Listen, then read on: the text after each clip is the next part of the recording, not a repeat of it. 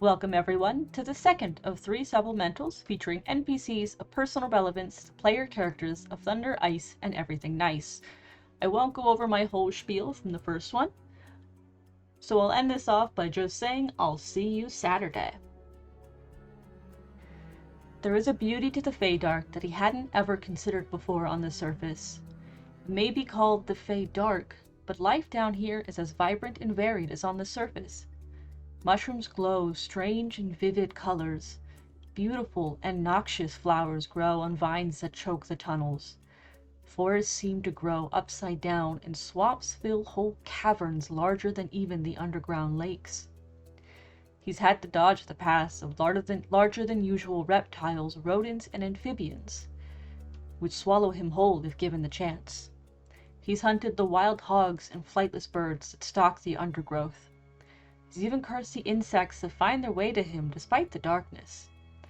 It feels as if nearly every creature down here glows with bioluminescence like he's never seen before. Whole caverns of living stars. It's amazing. He wishes he could show Eilif all of it, even if they would be killed on sight by his new friends.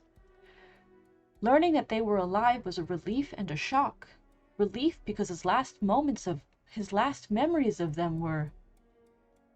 He was scared he killed them when he tried to push them past the boundary of Worldfall.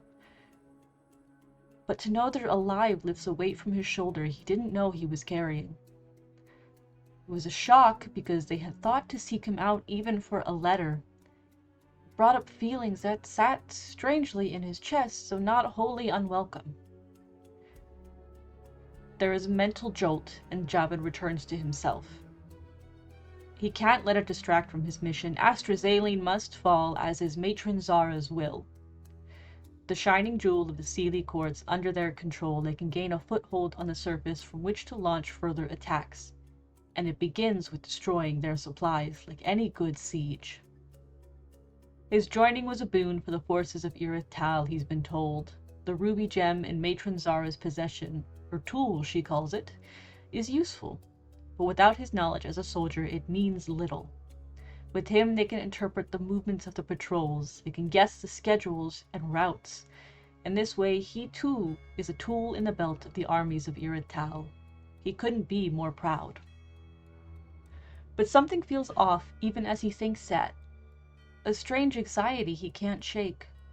The feeling lingers for the rest of the day. It lingers when he trains with the Drow assassins, leaving him bruised and sore. It persists when he dodges the careless steps of the giant King Fomorians, their steps shaking the ground and dislodging debris from the ceiling.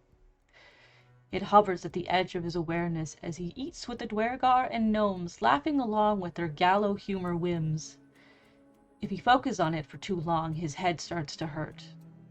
This he avoids. If his head hurts too much or for too long, he needs to seek out Wilzana. He leaves her tower free of pain, but all the more foggy for it. So instead he moves around the anxiety with careful steps. And if his memories of Eilif don't hurt, or at least don't hurt as much, then surely he can't blame for clinging to them for another night. Right.